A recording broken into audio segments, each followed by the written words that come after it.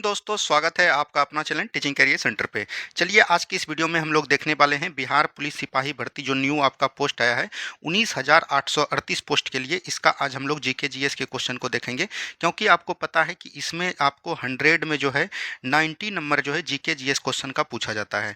अगर आपका GK GS strong है तभी इस बहाली में आप अपना रिजल्ट ले सकते हैं, और इसमें आपको मात्र 2 से 3 माह का समय मिलने वाला है, उससे आपको ज़्यादा समय नहीं मिलने वाला है।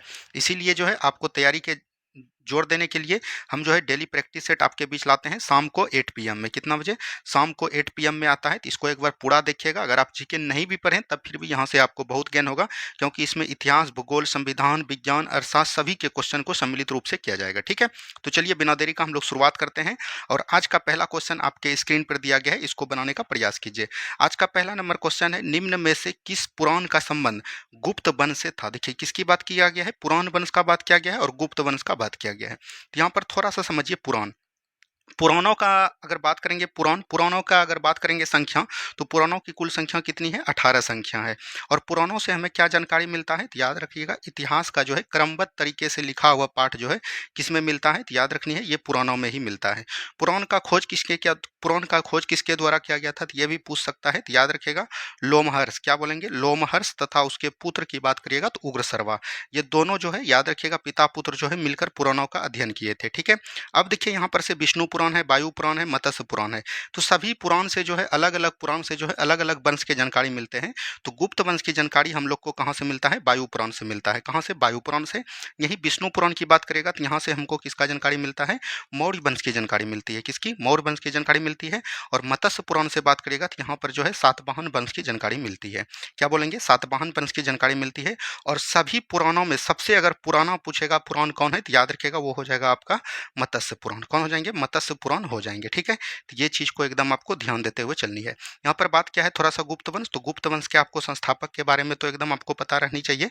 तो गुप्त वंश का संस्थापक कौन हो जाएगा? श्रीगुप्त हो जाएंगे। कौन हो जाएंगे? श्रीगुप्त हो जाएंगे। ठीक है, तो इतना चीज एकदम आपको ध्यान देनी है। चलिए आगे की सवाल को हम लोग देखेंगे। नेक्स्ट क्वेश्चन देखिए क्या बोला गया। नेक्स्ट क्वेश्चन है, सांख्य दर्शन के प्रवर्तक निम्न में से कौन थे? तो सांख्य दर्शन के प्रवर्तक कौन हो जाएंगे? कपिल मुनि हो जाएंगे।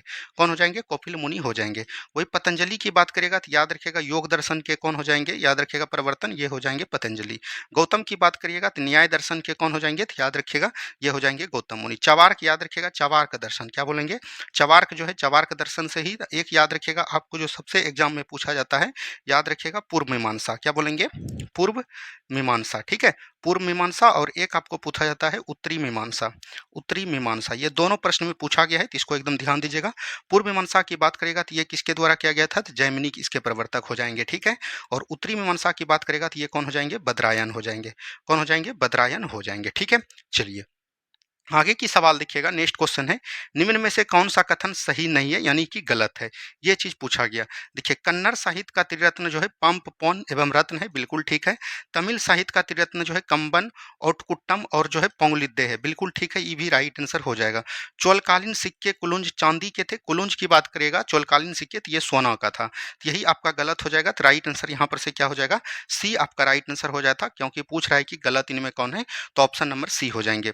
चोल काल का सांस्कृतिक सार जो निचोड़ नटराज प्रतिमा है, और नटराज प्रतिमा ये किसके हैं? तो याद रखिएगा शिव का जो है तांडव किया हुआ नटराज प्रतिमा इनको बोला जाता है। तो ये जो है इस तरह के प्रश्न जो है आपके बिहार पुलिस एग्जाम में पूछे गए हैं, इसीलिए इस प्रश्न को दिया गया है। ठीक है, चलिए नेक्स्ट क्वेश्चन की बात करेंगे। मोहम्मद गौरी का भारत पर पहला सफल आक्रमण किसके विरुद्ध माना जाता है? देखिए, मोहम्मद गौरी का बात करेगा तो ये जो है याद रखिएगा भारत में जो है इस्लाम धर्म का प्रचार प्रसार करने के लिए जो है याद रखिएगा मतलब कि भारत पर हमला करते थे और आक्रमण करते थे। आक्रमण इसका पहला की बात करेगा तो ये मुल्तान के विरुद्ध किया गया था। और कब किया गया था? तो याद रखनी है 1175 ईस्वी में किया गया था, जो कि बोल सकते हैं एक सफल आक्रमण माना जाता है। वहीं बात करिएगा गुजरात में 1178 के विरुद्ध जो इसने किया था ईसापुर में, याद रखिएगा ये किसके द्वारा किया गया था? तो इस समय बोल सकते हैं गुजरात के पाटन का राजा कौन हो जाएगा? तो याद रखिएगा ये हो जाएंगे भीम द्वितीय। क्या बोलेंगे? भीम द्वितीय। और भीम द्वितीय एक ऐसे शासक हुए जिसके द्वारा मोहम्मद गौरी को पराजय का सामना करना पड़ा। और मोहम्मद गौरी से याद रखिएगा दो युद्ध एकदम याद रखिएगा, जो कि हम त्राइन के युद्ध के नाम से जानते हैं। एक 1191 और एक 1192। 1191 में जो त्राइन का प्रथम युद्ध होता है वो किसके किसके बीच होता है? मोहम्मद गौरी और पृथ्वीराज चौहान के बीच। इसमें मोहम्मद राज गौरी की क्या होती है? पराजय हो जाती है। और द्वितीय की बात करेगा 1192 में जो त्राइन का द्वितीय युद्ध हुआ, ये भी हुआ मोहम्मद गौरी और पृथ्वीराज चौहान के बीच। इसमें जो है मोहम्मद गौरी ने पृथ्वीराज चौहान को पराजित कर दिया और इसको मौत के घाट भी उतार दिया। तो राइट आंसर यहाँ से क्या हो जाएगा, ऑप्शन नंबर बी हो जाएगा। और मोहम्मद गौरी का ही गुलाम था, याद रखिएगा, कुतुबुद्दीन ऐबक। और कुतुबुद्दीन ऐबक ने, याद रखिएगा, किसका स्थापना किया, याद रखनी है 1206 ईस्वी में बात करेंगे, गुलाम वंश की स्थापना किया। ये चीज ध्यान दीजिएगा। और इस्लाम धर्म के ऐसे बोल सकते हैं गौरी, मोहम्मद गौरी था जिसने जो है, याद रखिएगा, मुद्रा जो चलाया था, बोल सकते हैं सिक्का जो चलाया था, उसमें जो है देवी लक्ष्मी का रूप किया था। किसमें, देवी लक्ष्मी का चित्र जो है मतलब बोल सकते हैं अंकित किया था। ये भी बात को ध्यान देनी है, ठीक है। चलिए नेक्स्ट क्वेश्चन की बात करेंगे। विजयनगर आने वाला प्रमुख विदेशी यात्री के कौन कौन था जो कि देवराय द्वितीय के समय में आया था। अब देखिए विजयनगर की बात करेगा, विजयनगर साम्राज्य का संस्थापक कौन हो जाएगा, हरिहर एवं बुक्का हो जाएंगे। कौन हो जाएंगे, हरिहर एवं बुक्का हो जाएगा। तो ये भी चीज को ध्यान दीजिएगा। विजयनगर का स्थापना कब किया गया था, 1336 ईस्वी में किया गया था। तो ये चीज को एकदम याद रखनी है। अब देखिए यहाँ पर से ये देवराय द्वितीय हो गए, निकोलो कॉन्टी हो गए, नुनीज हो गए, बारबोसा हो गया, अब्दुल रज्जाक हो गया, ये सब जो है किसके समय, ये जितने भी यात्री हैं ये सभी यात्री आए हैं और किस राजा के शासक के समय आए हैं, इस तरह के सवाल आपके एग्जाम में पूछे जाते हैं। तो यहाँ पर देवराय द्वितीय के समय में कौन हो जाएगा, अब्दुल रज्जाक हो जाएगा। और ये कहाँ के यात्री थे, फारस के यात्री थे, ठीक है। वहीं बात करेंगे निकोलो कॉन्टी, ये इटली के यात्री थे और किसके दरबार में आया था, तो याद रखिएगा ये हो जाएगा देवराय प्रथम के दरबार में। क्या बोलेंगे, देवराय प्रथम के दरबार में आया था। वहीं बात करेंगे नुनीज जो है, याद रखिएगा पुर्तगाली यात्री था। क्या बोलेंगे, पुर्तगाली विदेशी यात्री था और ये किसके समय आया था, तो याद रखिएगा अच्युत देवराय। क्या बोलेंगे, अच्युत देवराय के समय आया था। वहीं यहाँ पर दिख रहा होगा आपको, याद रखिएगा बारबोसा और एक याद रखिएगा डोमिंग पायस। क्या बोलेंगे, डोमिंग पायस। और ये दोनों एक ऐसे यात्री थे और ये दोनों कहाँ का यात्री था, पुर्तगाल का यात्री था। और ये किसके दरबार में आया था, कृष्णदेव राय के दरबार में। क्या बोलेंगे, कृष्णदेव राय के दरबार में आया था, ठीक है। तो सभी को समझ में आ रहा है। बढ़ते हैं हम लोग अगले प्रश्न की तरफ। नेक्स्ट क्वेश्चन की बात करेंगे। शिवाजी अष्टप्रधान में विदेश मंत्री को क्या कहा जाता था, विदेश मंत्री को सुमंत कहा जाता था। क्या कहा जाता था, सुमंत कहा जाता था। और शिवाजी के दरबार में जो अष्टप्रधान रहता था, क्या बोलेंगे, अष्टप्रधान रहता था, उसमें जो है अलग अलग भाग जो है सभी मतलब व्यक्ति को बांट दिया गया था। जैसे वाकिया नबीस जो है किसको बोला जाता था, गुप्तचर को कहा जाता था। किसको कहा जाता था, गुप्तचर को। सड़ी ए नौबत किसको कहा जाता था, सेनापति को कहा जाता था। किसको, सेनापति को। चिटनीस किसको कहा जाता था, पत्रकार को। क्या बोलेंगे, पत्रकार को कहा जाता था। ये सब चीज को एकदम ध्यान दीजिएगा। और यहाँ पर एक पूछा जाएगा प्रधानमंत्री, प्रधानमंत्री किसको कहा जाता था, पेशवा को जो है प्रधानमंत्री के रूप में जानते थे। ये सभी बात को एकदम ध्यान दीजिएगा, ठीक है। चलिए आगे के सवाल को हम लोग देखेंगे। नेक्स्ट क्वेश्चन यहाँ पर दिया गया है, ध्यान से देखिए। किस सिख गुरु का प्रारंभिक नाम लहना था। देखिए बात करेंगे यहाँ पर सिख गुरु। क्या बोलेंगे, सिख धर्म। सिख धर्म के अगर संस्थापक की बात करेगा तो कौन हो जाएंगे, गुरु नानक हो जाएंगे। कौन हो जाएंगे, गुरु नानक हो जाएंगे। और गुरु नानक का उत्तराधिकारी बनता है गुरु अंगद, जिसका कि बचपन में नाम क्या था, लहना था। तो राइट आंसर क्या हो जाएगा, गुरु अंगद हो जाएंगे, ठीक है। वहीं बात करिएगा सिख धर्म के बात करेंगे, अगर पांचवें गुरु कौन हो जाएगा तो वो गुरु अर्जुन देव था। तो याद रखिएगा इन्हीं के द्वारा गुरु ग्रंथ साहिब की रचना की गई थी। गुरु ग्रंथ साहिब की रचना किसके द्वारा किया गया था, अर्जुन देव के द्वारा। और इसी ने जो है, याद रखिएगा, अमृतसर में, क्या बोलेंगे, अमृतसर में जो है स्वर्ण मंदिर का भी निर्माण कराया था। किसका, स्वर्ण मंदिर का निर्माण किया था। तो ये चीज ध्यान दीजिएगा। गुरु अर्जुन देव ने, याद रखिएगा, जहांगीर के पुत्र। क्या बोलेंगे, जहांगीर के पुत्र, याद रखिएगा इनका पुत्र का नाम क्या था, खुसरो शाह, खुसरो खां। क्या बोलेंगे, खुसरो खां। खुसरो खां का मदद किया था, संरक्षण दिया था, इसी के द्वारा जहांगीर ने जो है इनको मौत के घाट उतार दिए थे। तो ये भी चीज ध्यान दीजिएगा। और आपको ध्यान देना है, सिख धर्म के एक 90 गुरु हुए, आपको ये भी चीज ध्यान दीजिएगा। उनका नाम क्या था, तेग बहादुर। और तेग बहादुर ने भी जिस तरह औरंगजेब का गुरु अर्जुन का देव जहांगीर ने करवा दिया, उसी तरह इनका भी मृत्यु किसके द्वारा हो गया, तो याद रखिएगा औरंगजेब के द्वारा। क्या बोलेंगे, औरंगजेब के द्वारा। ये प्रश्न दोनों एग्जाम में पूछे गए हैं। और सिख धर्म के अंतिम एवं वास्तविक गुरु कौन हो जाएंगे, गुरु गोविंद सिंह हो जाएंगे। और गुरु गोविंद सिंह ने, याद रखिएगा, 1699 ईस्वी में क्या किया था, खालसा पंथ की स्थापना किया था। क्या बोलेंगे, खालसा पंथ की स्थापना किया था। और इन्हीं के द्वारा, याद रखिएगा, पाहुल प्रणाली की शुरुआत की गई थी। तो ये सभी प्रश्न जो है आपके एग्जाम में डायरेक्ट जाके पूछे जाते हैं, ठीक है।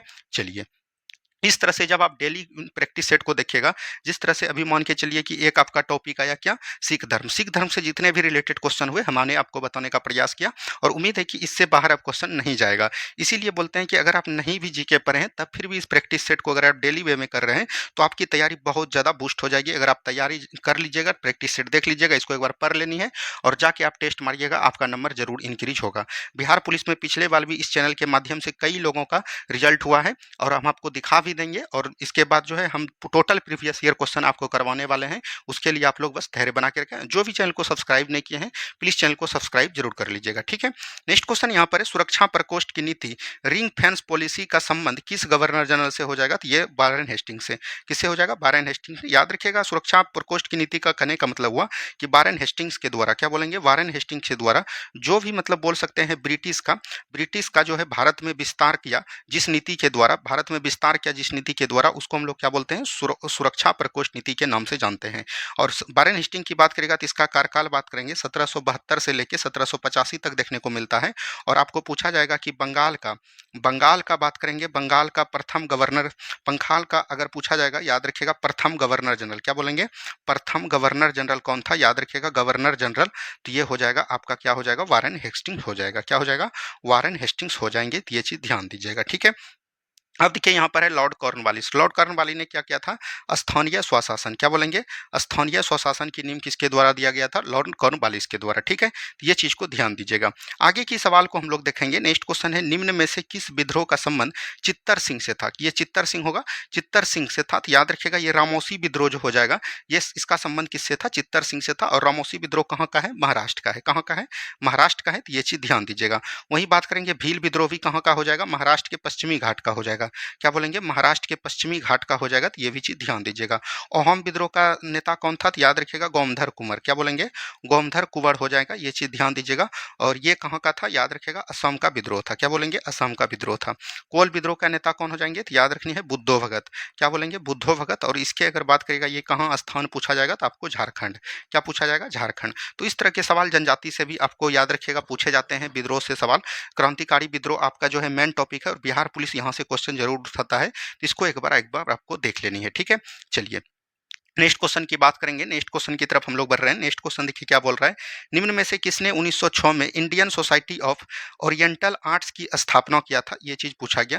तो ये किसके द्वारा किया गया था? तो याद रखिएगा अविंद्रनाथ टैगोर के द्वारा। और ये कब किया गया था? 1906 में किया गया था। तो ये चीज ध्यान दीजिएगा, ये चीज एकदम आपको ध्यान दीजिएगा। श्याम जी कृष्ण वर्मा ने, याद रखिएगा 1905 ईस्वी में जो है बोल सकते हैं लंदन में क्या किया था? इंडिया हाउस की स्थापना किया था। क्या बोलेंगे? इंडिया हाउस की स्थापना किया था। तो ये भी चीज ध्यान दीजिएगा।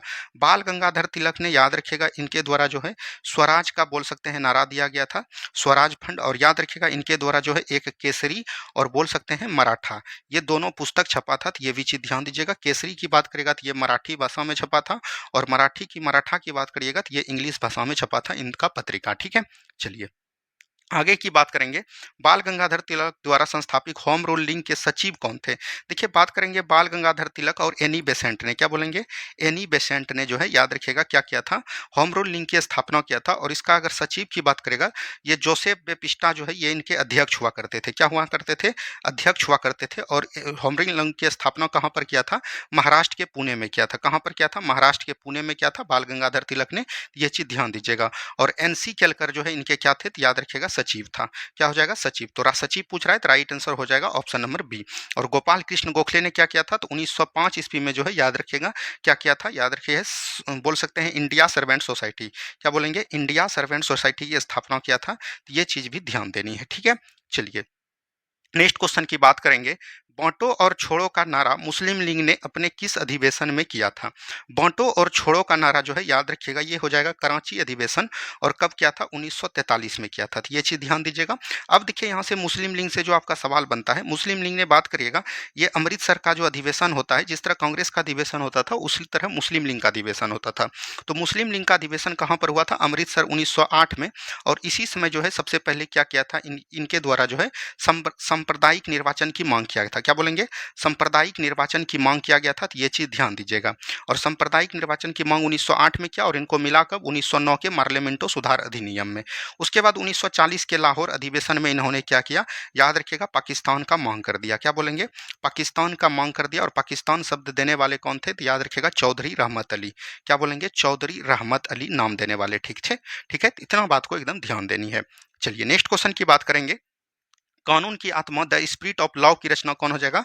मॉन्टेस्क्यू हो जाएंगे। कौन हो जाएंगे? मॉन्टेस्क्यू हो जाएंगे। ठीक है, यहाँ बात करेंगे रूसो। रूसो का याद रखिएगा एक पुस्तक जो है सोशल कॉन्ट्रैक्ट। क्या बोलेंगे? सोशल कॉन्ट्रैक्ट जो है किनका है? तो याद रखिएगा ये जो है आपका बिहार दरोगा दो दो बार पूछ लिया है, तो ये चीज ध्यान दीजिएगा, ये हो जाएगा रूसो का। ठीक है, चलिए आगे की सवाल की तरफ हम लोग बढ़ेंगे। नेक्स्ट क्वेश्चन है, असत्य मिलान का चयन करें, मतलब कि गलत मिलान का चलन करना है, तो गलत मिलान को खोजिए। फ्रांसीसी साम्यवाद के जनक कौन हो जाएंगे? सेंट साइमन हो जाएंगे। फेबिसियन सोलिजिम का नेतृत्व कौन हो जाएगा? जॉर्ज बर्नार्ड शो हो जाएगा। आदर्शवासी समाजवादी का प्रवक्ता रॉबर्ट ओवन हो जाएंगे। दुनिया का मजदूर एक हो का नारा किसने दिया था? रूसो ने? नहीं, यही गलत हो जाएगा। दुनिया का मजदूर का नारा किसने दिया था? कार्ल मार्क्स ने दिया था। किसने दिया था? कार्ल मार्क्स के द्वारा दिया गया था। तो ये चीज ध्यान दीजिएगा, तो यही राइट आंसर हो जाएगा। गलत आपका चुन रहा था, गलत आपका right answer option number D हो जाएगा। कार्ल मार्क्स का याद रखिएगा, इन्होंने जो है याद रखिएगा वैज्ञानिक रूप से समाजवाद का नारा दिया। क्या बोलेंगे? समाजवादी का नारा दिया। और इसका एक बोल सकते हैं पुस्तक भी है जिसको हम लोग दास कैपिटल के नाम से जानते हैं। क्या बोलेंगे? दास कैपिटल के नाम से जानते हैं। ठीक है, चलिए नेक्स्ट क्वेश्चन की बात करेंगे। अरुणाचल प्रदेश की सीमा निम्न में से किस देश के साथ नहीं लगता है? तो अरुणाचल प्रदेश की बात करेगा तो यहाँ पर जो है इस तरह से आपका जो है अरुणाचल प्रदेश होता है, तो ये चीज़ ध्यान दीजिएगा, यहाँ से इस तरह से अरुणाचल प्रदेश। तो अरुणाचल प्रदेश चीन से तो सीमा बनाएगा ही, उसके बाद ये म्यांमार से भी सीमा बनाएगा। ठीक है, और यहाँ पर आपका होता है अरुणाचल प्रदेश। ठीक है, और ये जो है याद रखिएगा भूटान से भी सीमा बनाते हैं। किससे? भूटान से भी सीमा बनाते हैं, तो ये चीज़ ध्यान दीजिएगा। चीन से सीमा बनाते हैं, बांग्लादेश से सीमा नहीं बनाएंगे। क्या नहीं बनाएंगे? बांग्लादेश से सीमा नहीं बनाएंगे, तो ये चीज ध्यान दीजिएगा। ऑप्शन नंबर बी बिल्कुल राइट आंसर हो जाएगा। अब देखिए म्यांमार जो है भारत से कितना सीमा सजा करता है? 1643 किलोमीटर। भूटान की बात करेगा तो 699 किलोमीटर। ठीक है, चीन की बात करिएगा तो ये हो जाएगा 3488 किलोमीटर। ठीक है, और बांग्लादेश की बात करिएगा तो 4096 किलोमीटर। सबसे अधिक पूछेगा तो कौन हो जाएगा? बांग्लादेश। और सबसे अगर कम भी आपको पूछ ले तो याद रखिएगा अफगानिस्तान। क्या हो जाएगा? अफगानिस्तान। और अफगानिस्तान मात्र 106 किलोमीटर की सीमा साझा करता है किससे? भारत से। ठीक है, चलिए नेक्स्ट क्वेश्चन की बात करेंगे। उत्तरी सह्याद्री की सर्वोच्च शिखर कौन हो जाएगा? देखिए इस तरह से जो आपका दक्षिणी भारत होता है, तो गुजरात से लेके तमिलनाडु तक के क्षेत्र को हम लोग क्या बोलते हैं? पश्चिमी घाट बोलते हैं। और पश्चिमी घाट के पर्वत को याद रखिएगा महाराष्ट्र में क्या बोलेंगे? महाराष्ट्र में जो है बंबई में महाराष्ट्र बोल सकते हैं, इसको क्या बोलते हैं? सह्याद्री के नाम से जानते हैं। और एक है 16 डिग्री चैनल। 16 डिग्री चैनल जो है याद रखिएगा उत्तरी सह्याद्री को दो भागों में, एक उत्तरी और एक दक्षिणी सह्याद्री में बांटता है। ये भी प्रश्न आपका बिहार पुलिस पूछ लिया है। और उत्तरी सह्याद्री की सबसे सर्वोच्च चोटी पूछेगा तो ये हो जाएगा कालसू बाई। क्या हो जाएगा? कालसू बाई हो जाएगा। वहीं अगर दक्षिण भारत की सबसे ऊंची चोटी पूछेगा तो वो आपका अनाई मुडी हो जाएगा, तो ये चीज ध्यान दीजिएगा। और नीलगिरी अगर बात करेंगे, नीलगिरी की सबसे पर्वत की ऊंची चोटी कौन हो जाएगा? तो ये हो जाएगा डोडा बेटा। क्या बोलेंगे? डोडा बेटा हो जाएगा, तो ये चीज ध्यान दीजिएगा। अनाई मुडी की अगर ऊंचाई की बात करेगा 2695 मीटर, और दोदा बेटा की बात करेगा तो 2637 मीटर। दक्षिण भारत की सबसे ऊंची चोटी अनाई मुडी, दक्षिण भारत की दूसरी सबसे ऊंची चोटी हो जाएगा दोदा बेटा नीलगिरी पर्वत का। ठीक है, तो यहाँ से सवाल आपके बिहार दरोगा बिहार पुलिस में पूछे गए हैं। ठीक है, चलिए नेक्स्ट क्वेश्चन की बात करेंगे। किस चैनल में जल अंतराल द्वारा मालदीव एवं मिनिकॉय को अलग किया जाता है? देखिए मालदीव और मिनिकॉय जो अलग होता है ये 8 डिग्री चैनल द्वारा। क्या बोलेंगे? 8 डिग्री चैनल द्वारा। ठीक है, और 9 डिग्री चैनल द्वारा जो अलग होता है तो याद रखिएगा बोल सकते हैं लक्षद्वीप का राजधानी कहाँ पर है? करिवती। क्या बोलेंगे? करिवती हो जाएगा। और याद रखिएगा ये मिनिकॉय, इस दोनों को जो अलग करता है वो कौन करता है? 9 डिग्री चैनल। 11 डिग्री चैनल जो याद करिएगा कन्ना मोरे क्या बोलेंगे? कन्ना मोरे। ठीक है, कन्ना मोरे द्वीप को जो है अमीनी द्वीप से अलग करता है, तो ये भी चीज ध्यान दीजिएगा। और 10 डिग्री चैनल जो है याद रखिएगा अंडमान को निकोबार से अलग करता है। किसको? अंडमान को निकोबार से अलग करता है। ठीक है, चलिए बढ़ेंगे अगले सवाल की तरफ। नेक्स्ट क्वेश्चन है, जोवाई, सकुड़ी एवं जोजाड़ी किस नदी का प्रमुख सहायक नदी है? ये सभी जो है लूनी की सहायक नदी है। याद रखिएगा लूनी बोल सकते हैं, लूनी जो है इनका जल जो है समुद्र तक नहीं पहुंच पाता है। ये भारत की एक ऐसी नदियां हैं जिसका जो है याद रखिएगा जल जो है रेगिस्तान में ही, मतलब बोल सकते हैं मरुस्थल में ही विलुप्त हो जाता है। इसका जल जो है समुद्र तक नहीं पहुंच पाता है, तो ये चीज ध्यान दीजिएगा। वहीं बात करेंगे ब्रह्मपुत्र नदी याद रखिएगा बोल सकते हैं तिब्बत के मानसरोवर झील से निकलती है और अपना जल जो है तिब्बत में बहते हुए उसके बाद भारत में प्रवेश करती है, भारत से फिर बांग्लादेश में प्रवेश करती है। ब्रह्मपुत्र की अगर बात करेगा लंबाई की तो 2900 किलोमीटर है और इसकी कई सारी सहायक नदियां हैं। जैसे बात करेंगे ब्रह्मपुत्र की कई सारी सहायक नदियां, जैसे बात करेंगे ये हो जाएगा याद रखिएगा मानस। क्या बोलेंगे? मानस हो जाएगा, कामेंग हो जाएगा, लोहित हो जाएगा, सुमनसिरी हो जाएगा, धनसिरी हो जाएगा। ये सभी ब्रह्मपुत्र की सहायक नदियां हैं। यमुना की बात करेगा तो ये जो है बंदरपूछ हिमानी से निकलती है और इसकी कई सारी सहायक नदियां, और ये जो है गंगा की सबसे लंबी सहायक नदी है, लेकिन इसका लंबाई की बात करेगा तो 1326 किलोमीटर हो जाएगा। जाएगा। और इसकी भी कई सारी सहायक नदियाँ हैं, जैसे हो गया चंबल हो गया, बेतवा हो गया, कैन हो गया, ये सब किसकी सहायक नदियाँ हैं? तो याद रखिएगा यमुना की सहायक नदी है। ठीक है, चलिए नेक्स्ट क्वेश्चन की बात करेंगे। निम्न में से कौन सा झील तमिलनाडु व आंध्र प्रदेश के बीच सीमा साझा करता है? तो ये हो जाएगा पुलिकट झील। पुलिकट झील जो है याद रखिएगा तमिलनाडु और आंध्र प्रदेश के सीमा के बीच है। वेम्बनाड झील की बात करेगा तो ये कहाँ पर हो जाएगा? केरल में हो जाएगा। ठीक है, लोकटक झील की बात करेगा तो ये कहाँ पर हो जाएगा? मणिपुर में हो जाएगा। कहाँ पर हो जाएगा? मणिपुर में। और हुसैन सागर झील, जितने भी सागर लग जाए तो याद रखिएगा लगभग जो है तेलंगाना हो जाएगा। कहाँ पर हो जाएगा? तेलंगाना हो जाएगा। ठीक है, चलिए नेक्स्ट क्वेश्चन की बात करेंगे। होगे नक्कल भारचुक्की एवं बालमुड़ी जलप्रपात किस नदी पर अवस्थित है? तो ये कावेरी नदी पर है। किस नदी पर है? कावेरी नदी। और कावेरी नदी याद रखिएगा ये कहाँ से निकलता है? तो बोल सकते हैं कर्नाटक के ब्रह्मगिरी पहाड़ी से निकलती है। तो ये भी चीज ध्यान दीजिएगा। ठीक है, चलिए नेक्स्ट क्वेश्चन की बात करेंगे। जलोढ़ मिट्टी को के बारे में निम्न में से दिए गए कथन पर औसत का चयन करें। मतलब कि जलोढ़ मिट्टी के बारे में कौन सा कथन गलत है उसके बारे में जान करना है। इसकी में पोटास की बहुलता अधिक होती है, बिल्कुल ठीक है। इसमें नाइट्रोजन, फास्फोरस एवं ह्यूमस की कमी होती है, बिल्कुल ठीक है। पुराने को खादर एवं नए, देखिए जलोढ़ मृदा की बात करेंगे। यहाँ पर जलोढ़ मृदा दो प्रकार के होते हैं। एक होते हैं, सुबह भी हमने आपको बताया है, एक होता है खादर और एक होता है बांगर। क्या होता है? बांगर। बांगर को हम लोग बोलते हैं पुरानी जलोढ़ मृदा और खादर को बोलते हैं नई जलोढ़ मृदा। तो ये चीज ध्यान दीजिएगा। तो पुराने को खादर कहते हैं, नहीं पुराने को बांगर कहते हैं, तो यही गलत हो जाएगा, ऑप्शन नंबर सी। उर्वरता की दृष्टिकोण से काफी अच्छी है। जलोढ़ मिट्टी को बोल सकते हैं एक प्रकार का सलाई रेंच है। क्या बोल सकते हैं? सलाई रेंच जो आपका होता है, मतलब किसी भी में फिट हो जाता है, इसीलिए जलोढ़ मिट्टी की बात करिएगा तो इसमें सभी मतलब बोल सकते हैं सभी चीज का उपजाऊ मिट्टी इसको बोला जाएगा। ठीक है, और भारत में सबसे अधिक मिट्टी जलोढ़ मिट्टी ही पाई जाती है। आगे की सवाल को हम लोग देखेंगे। औसत मिलान का चयन करना है। केंद्रीय कपास अनुसंधान केंद्र कहाँ पर हो जाएगा? अहमदाबाद, बिल्कुल ठीक है। केंद्रीय चाय अनुसंधान केंद्र असम का जोरहट हो जाएगा, बिल्कुल ठीक है। राष्ट्रीय कॉफी अनुसंधान केंद्र ये चिंगमंगलुरु हो जाएगा, बिल्कुल ठीक है। भारतीय तिलहन अनुसंधान केंद्र हैदराबाद, नहीं ये गलत हो जाएगा। भारतीय तिलहन अनुसंधान की बात करिएगा तो ये आपका जो हो जाएगा याद रखिएगा हैदराबाद नहीं बल्कि ये हो जाएगा आंध्र प्रदेश। इसको एक बार आप लोग देख लीजिएगा, इसमें थोड़ा डाउट लग रहा है। ठीक है, चलिए नेक्स्ट क्वेश्चन की बात करेंगे। राजस्थान की देगाना किस खनिज के लिए प्रसिद्ध है? तो राजस्थान की देगाना की बात करेगा तो ये जो है किसके लिए प्रसिद्ध है? टीन के लिए प्रसिद्ध है। ठीक है, चलिए नेक्स्ट क्वेश्चन की बात करेंगे। सर्वाधिक नगरीय जनसंख्या प्रतिशत वाला राज्य कौन हो जाएगा? प्रतिशत वाला पूछेगा तो गोवा, और ऐसे नगर वाला पूछेगा तो ये हो जाएगा महाराष्ट्र। यहाँ पर प्रतिशत क्या बात किया है, इसीलिए गोवा हो जाएगा। आगे की सवाल देखेंगे। निम्न में से कौन परियोजना महाराष्ट्र में अवस्थित नहीं है? देखिए भीमा परियोजना जो है ये पवना नदी पर है और ये महाराष्ट्र में है। जायकवाड़ी परियोजना ये जो है याद रखिएगा किस नदी पर है? तो गोदावरी नदी पर हो जाएगा, और गोदावरी नदी भी महाराष्ट्र में हो जाएगा। वार्गी परियोजना और गिरना परियोजना, गिरना परियोजना की बात करेगा तो गिरना परियोजना भी याद रखिएगा गिरना नदी पर हो जाएगा और महाराष्ट्र में। वर्गी परियोजना हो जाएगा, ऑप्शन नंबर सी बिल्कुल राइट आंसर आपका हो जाएगा। ठीक है, चलिए नेक्स्ट क्वेश्चन की बात करेंगे। निम्न में से कौन सा राष्ट्रीय उद्यान असम में अवस्थित नहीं है? मानस, रायमोना, नामेरी ये सभी जो है असम में है।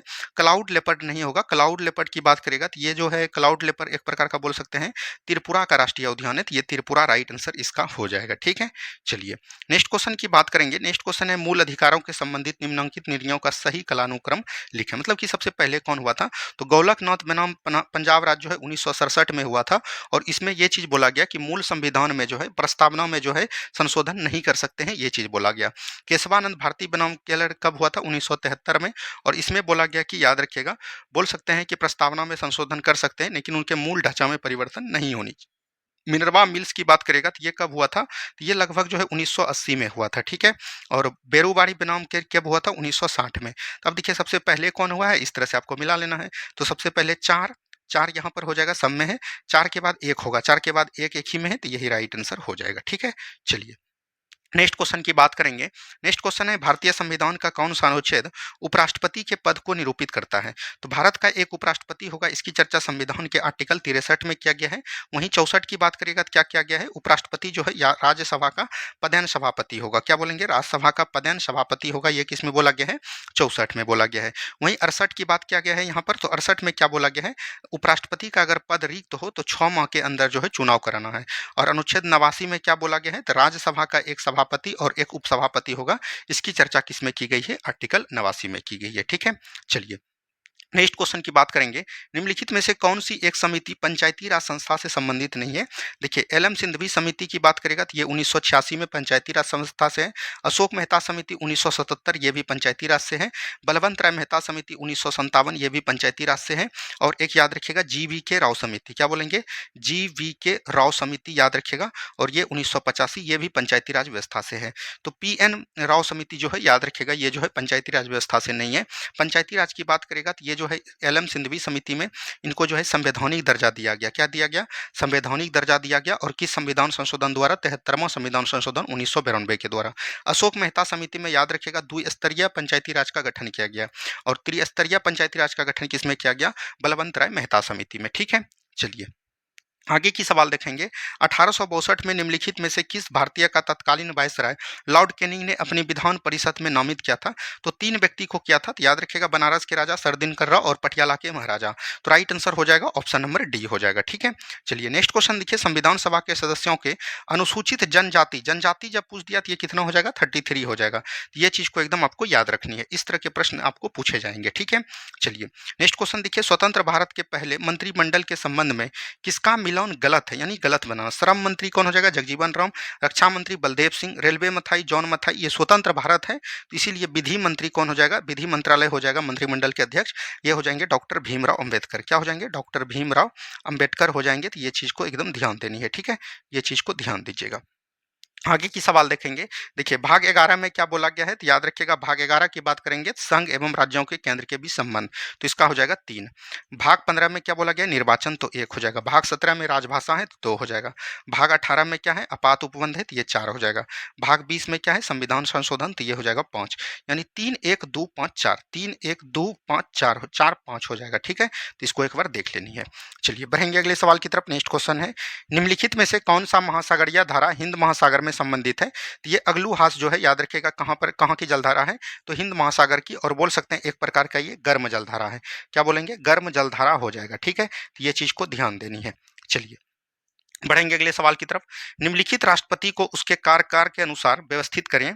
तो देखिए बात करेंगे यहाँ पर राष्ट्रपति का, तो बीबी गिरी के कब से कब तक कार्यकाल था, 1969 से लेके 74 तक। ठीक है, और यहाँ पर बात करेंगे डॉक्टर जाकिर हुसैन का 1900 हो जाएगा 69 से लेके 67 से लेके हो जाएगा 69 तक। ठीक है, ये चीज ध्यान दीजिएगा। ज्ञानी जेल सिंह हो जाएगा, उसके बाद KR नारायण होगा। तो यहाँ पर से क्या हो जाएगा, 4 1 4 1 2 3, 4 1 2 3 कहाँ पर हो जाएगा, ऑप्शन नंबर बी में है, तो ऑप्शन नंबर बी बिल्कुल राइट आंसर हो जाएगा। ठीक है, चलिए KR नारायण की बात करेगा तो इनका कार्यकाल 1997 से लेके 2003 तक देखा गया है। ठीक है, तो ये चीज ध्यान देनी है।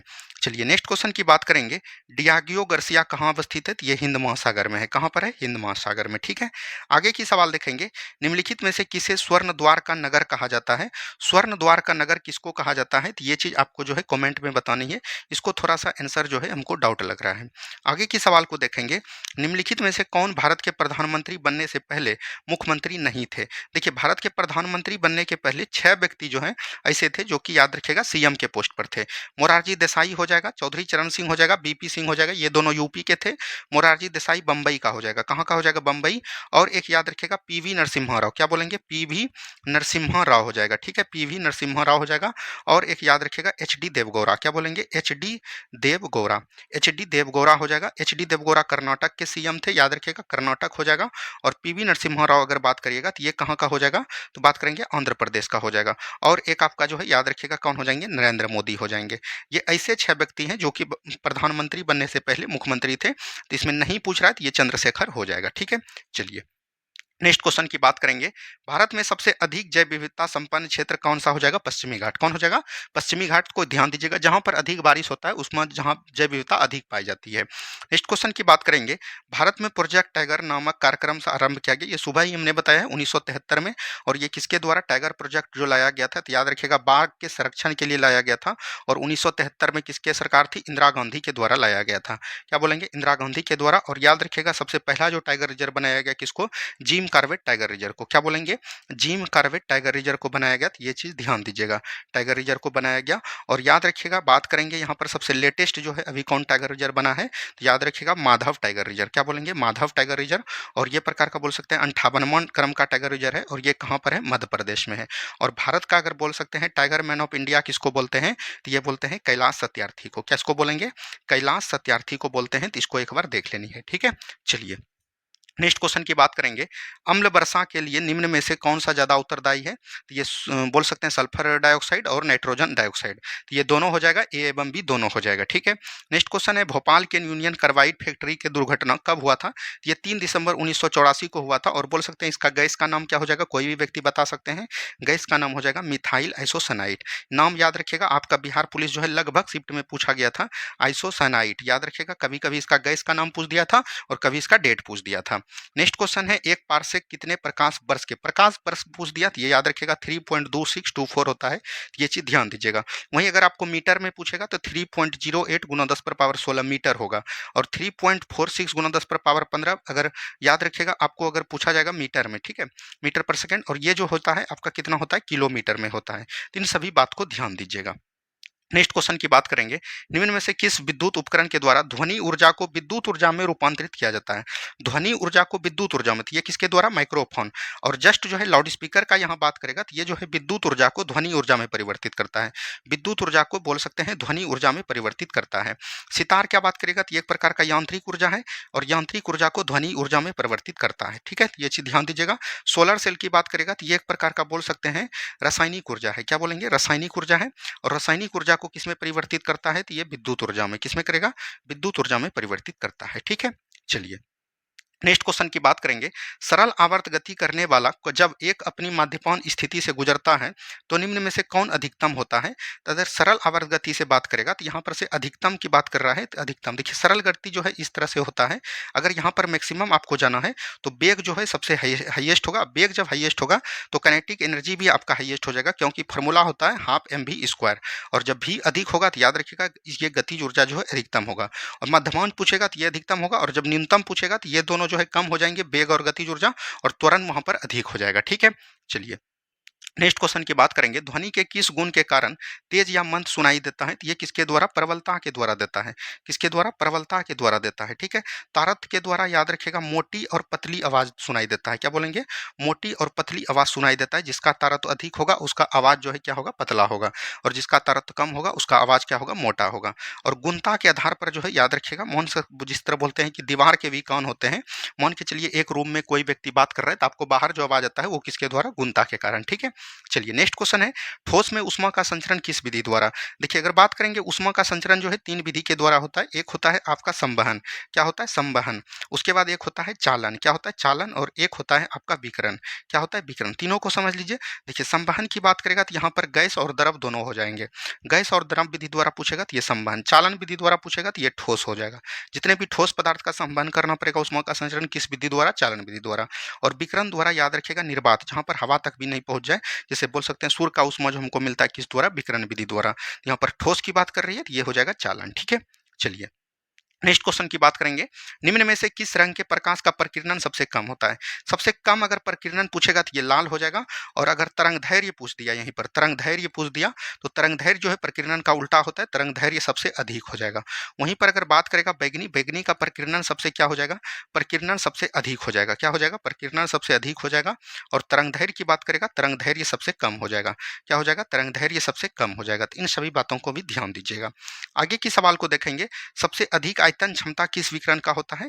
आयतन क्षमता पूछ दिया तो ये अल्फा हो जाएगा, ठीक है। और अगर पूछेगा कि भेदन क्षमता किसका अधिक होता है, तो भेदन क्षमता सबसे अधिक अगर पूछेगा तो वो गामा किरण हो जाएगा, ठीक है।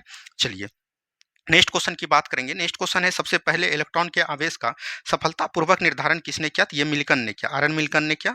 और इसने जो है आवेश कितना होता है, ऑक्सीजन, अथवा बात करेंगे इलेक्ट्रॉन का, इलेक्ट्रॉन का आवेश कितना होता है, कोई भी बता सकते हैं, याद रखिएगा -1.6 गुना 10 पर पावर -19 गुलाम होता है। तो ये चीज ध्यान दीजिएगा। और वहीं अगर आपको प्रोटॉन का पूछ दिया, प्रोटॉन का भी यही होता है 1.6 गुना 10 पर पावर -19 गुलाम। सिर्फ प्रोटॉन जो है, प्रोटॉन में धन आवेश होता है, इसीलिए यहाँ पर प्लस होता है और इलेक्ट्रॉन में माइनस होता है। ये बिहार पुलिस में पूछा गया था। जब भी मेरा एक कैंडिडेट गया था, वो ये क्वेश्चन हमको भेजा था, ठीक है। और याद रखिएगा, जे थॉमसन ने किसका खोज किया था, तो इलेक्ट्रॉन का खोज किया था। और बात करेंगे गोल्डस्टीन ने किसका किया था, प्रोटॉन का खोज किया था, ठीक है। और चैडविक ने किसका किया था, न्यूट्रॉन का खोज किया था, किसका, न्यूट्रॉन का, ठीक है। चलिए नेक्स्ट क्वेश्चन की बात करेंगे, किस तत्व का इलेक्ट्रॉन बंधुता सबसे अधिक पूछेगा तो ये क्लोरीन हो जाएगा। विद्युत ऋणात्मक सबसे कम किसका होता है, विद्युत ऋणात्मक ऋणात्मक अगर पूछेगा, ऋणात्मकता पूछेगा किसका कम होता है, तो याद रखिएगा सबसे अधिक फ्लोरीन का होता है। और बंधुता अगर यहाँ पर अधिक पूछा है, सबसे कम अगर पूछेगा तो वो किसका हो जाएगा, ऑर्गन का हो जाएगा। तो आज हमने जो है 51 क्वेश्चन आपको करवाया। कैसा लगा डिस्कशन, ये डेली वे में आएगा, ये भी बता दीजिएगा आप। और कमेंट करनी है और ज़्यादा से ज़्यादा वीडियो को शेयर करें, ताकि हमें भी मोटिवेट मिले और हम आपके लिए ज़्यादा से ज़्यादा चीज़ कंटेंट लाके आपके सामने परोसे, ठीक है। धन्यवाद, मिलते हैं हम लोग सुबह के होमवर्क सीरीज में। जय हिंद, जय भारत।